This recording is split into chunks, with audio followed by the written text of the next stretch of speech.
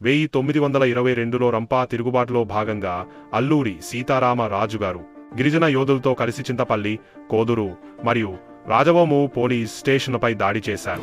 అప్పుడు బ్రిటిష్ అధికారులు గిరిజనులను అన్యాయంగా శ్రమకు బలవంతం చేస్తున్నారు, వారి భూములు, అడవులను దోచుకుంటున్నారు. ఇది చూసి సీతారామ రాజుగారు ఇక చాలింది అని నిర్ణయించుకున్నారు. ఇది మన స్వాతంత్ర్యానికి మొదటి అడుగు.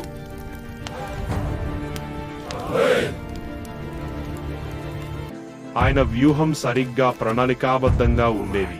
ఒకేసారి అనేక పోలీస్ స్టేషన్లపై దాడి చేసి బ్రిటిష్ల ఆయుధాలు స్వాధీనం చేసుకున్నారు.